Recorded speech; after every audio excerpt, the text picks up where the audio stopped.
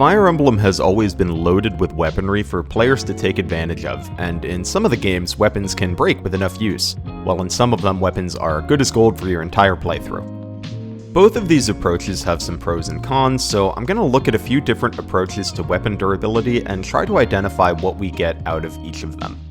But first, a big thank you to my patrons, Helix, Aikipu, Lucy Sev, Van West, Acrobatic Jazz, and a family of trees.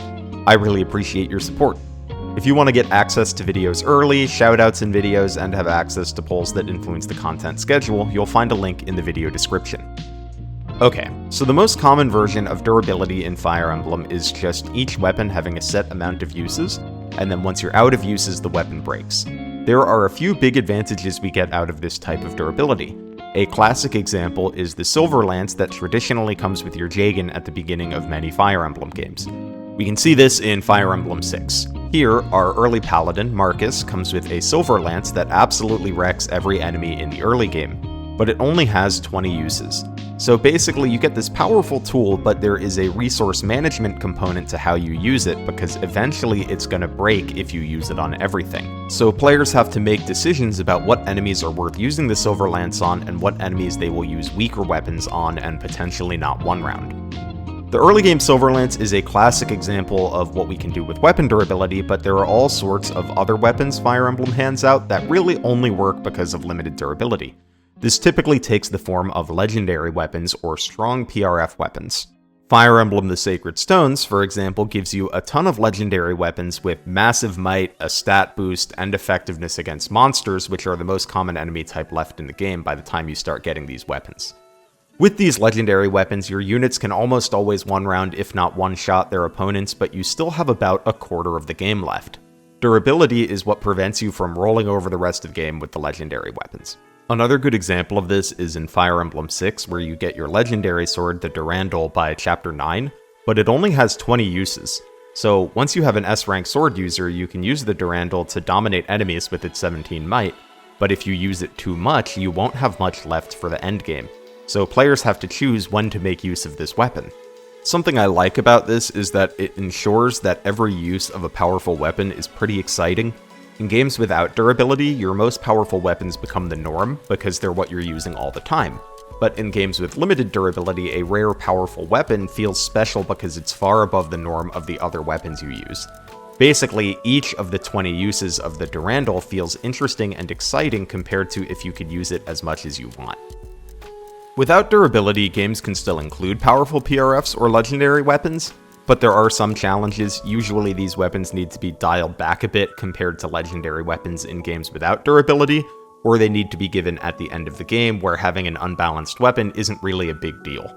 A great example of this is Engage's S-rank weapons, which arrive very late in the game, which makes it difficult for them to leave a lasting impression. Even if some of them are pretty good and fun to use, there's just not a lot of time to use them, and your team may not even be set up to accommodate them. So durability acts as a balancing lever that developers can use to give us really powerful weapons without breaking the game's difficulty too much. However, durability is not a perfect solution. For durability to work well to mitigate powerful weapons, details like the amount of uses a weapon has, whether you can buy them, whether you can repair them, and how much gold the player gets are all factors. This is something Arcanea games have sometimes struggled with. In Shadow Dragon, the Wing Spear is an extremely powerful weapon, and in theory this would be balanced out by the fact that it will break with too much use. But in practice, it has enough uses to do all of your boss killing for a really long time. This is partially the fault of forging, because you can conserve uses on your Wing Spear by forging it with enough might that it one-shots instead of one-rounds, which saves you uses since you don't need to double as often. The issue is also partially the fault of readily available infinite range warp, which heavily reduces the number of enemies you need to fight and might consider using the Wing Spear on. But even ignoring all that, if you do use all your Wing Spear uses, you can get another one later on as well. Fire Emblem 1 has a different issue. Silver Swords, Rapiers, and Brider's Banes are pretty strong, but also readily available at shops in a game that gives you tons of gold to work with. So at a certain point, you'll just be outfitting all of your soldiers with silver and effective weapons, and at that point, durability stops feeling like a meaningful limitation, as when one silver weapon breaks, you just move on to the next one. Instead, durability really only feels important in the early game and for PRFs like Excalibur and legendary weapons like Parthia that are harder to replace or repair compared to the Rapier and Silversword. This is a pretty common problem in Fire Emblem games where good weapons are purchasable and you have a lot of money. Often you get to the mid or late game and realize you have 8 gajillion gold, find a store that sells killer or silver weapons, and then the resource management component that durability can add to a game is heavily diminished. Then all that's left is the annoyance of having to replace the silver weapons on all of your units with new ones every couple chapters. So there are some very real upsides to durability in that they can create an interesting component of resource management, but for that to work over the course of the game, the economy has to be tight enough that you can't just buy your way out of having to deal with durability. Additionally, there's no getting around the downside that durability adds some tedium to each game it's in. While figuring out where to use your early Silver Lance or Excalibur tome is fun, replacing a bunch of iron weapons with new iron weapons every few chapters is not. So that's the immediate big benefit of getting rid of durability. All of that tedium is gone and we don't have to worry about it. Durability can also result in people hoarding weapons instead of using them, so getting rid of durability also alleviates that concern. It does introduce some new challenges though. I think these challenges are most obvious in Fire Emblem Fates, which was the first game since Gaiden to do away with weapon durability. The big problem that Fates tries to address is that when you don't have weapon durability, how do you differentiate weapons in a way where one isn't just better than the others? Durability gets to dodge this issue because even though a silver sword is better than an iron sword, you might still use an iron sword because you don't have enough uses on your silver sword to use it all the time. But without durability, if the silver sword is better than the iron sword, that iron sword is done the moment the silver sword hits your inventory. But choosing your weapon between multiple interesting options is fun, so Fates added additional qualities to weapons beyond the usual suspects of might, hit, and crit, which ideally would create different situations where you would use different weapons. For example, a steel sword has 3 more might than an iron sword, but it also reduces your speed by 3 for the purposes of determining follow-up attacks. So you might use the steel sword when you need more might, or when the unit in question is fast enough to ignore the speed penalty. But you might use an iron sword when it allows you to double or avoid being doubled. Many weapons even give their users debuffs after attacking, such as the Brave Sword, which reduces your defense and resistance by 4 in exchange for its powerful Brave effect. In theory, this could create situations where you make interesting decisions about what weapons you want to use. In situations where you deal plenty of damage but want to maximize accuracy and avoid crits, bronze weapons are perfect. If you need a lot of might for just one combat and are willing to deal with the debuffs, a silver weapon may seem appealing. If you want an accurate weapon that can proc a skill like Soul, iron weapons are perfect. However, this system doesn't play super nicely with the economy and forging system. Debuffs and weapon effects exist to put weapons on more similar footing, but some weapons are still drastically more expensive than others.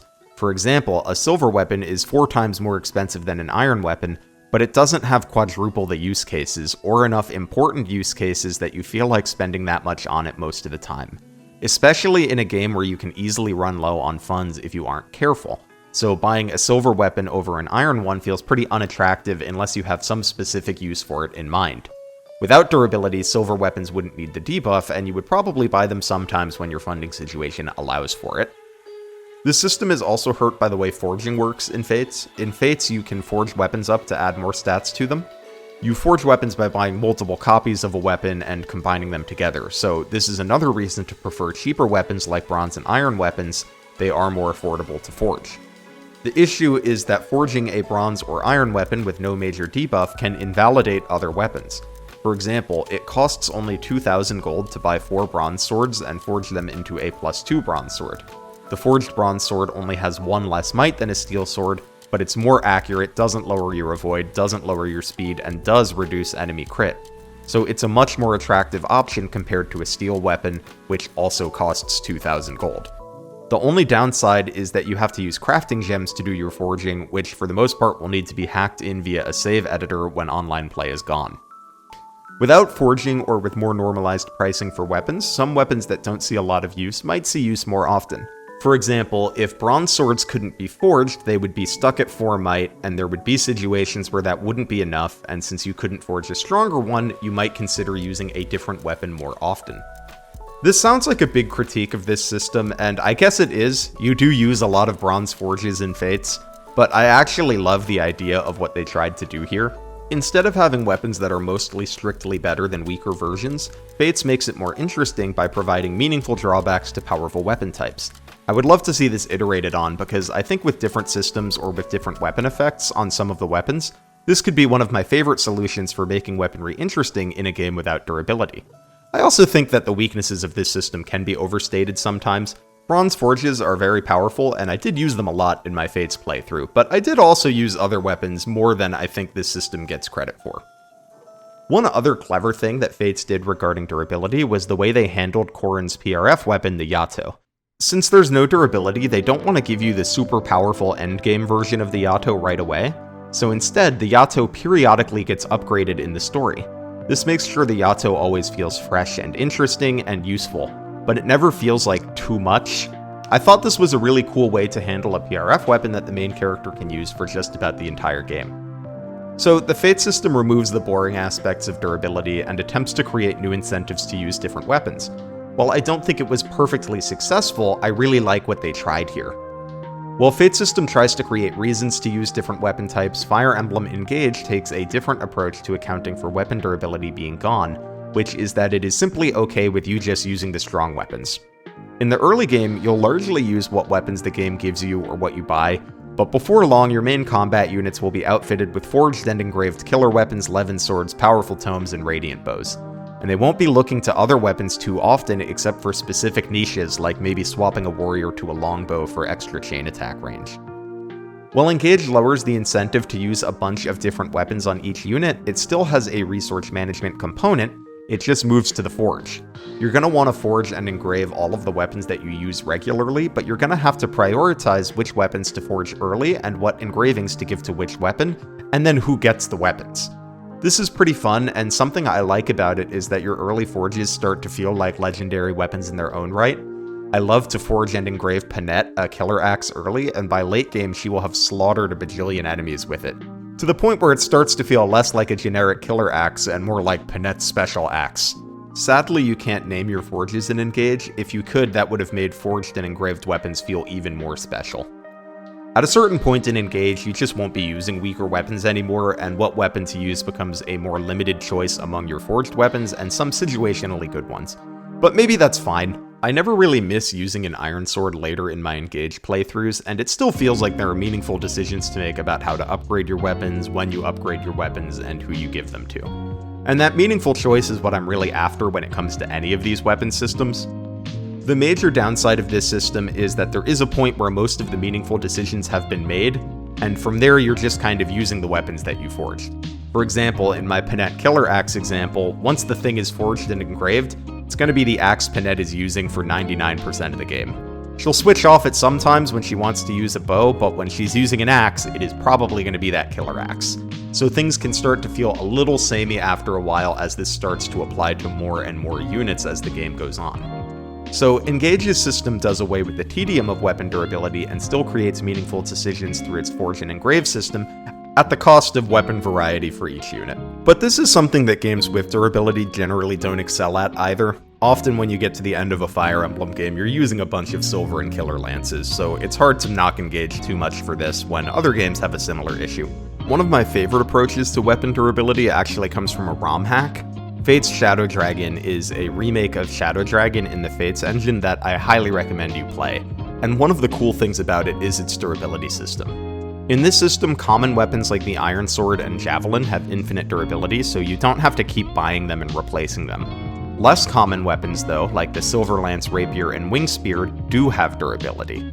I love this because it bypasses the annoyance of having to buy a bunch of iron weapons so that you never run out, but it keeps the resource managed component of durability in play for stronger weapons that are harder to come by or more expensive. So we get the good parts of weapon durability, but without some of the annoying bits. It's a very small change, but it makes item management a lot more pleasant to me. So, overall, I think there are some clear pros and cons to weapon durability. The biggest advantage of having it is that it creates interesting decisions about when and how often to use powerful weapons, assuming powerful weapons aren't always readily available. It gives you a reason you might want to use an iron sword even if there's a silver sword in your inventory. It also allows developers to give the players really powerful weapons that they know won't be around forever. However, it also creates tedium. People don't really like shopping for a bunch of iron weapons to replace their old ones, and in a lot of games you get so much money that you can just buy whatever you need and not stress about durability, which sort of defeats the purpose.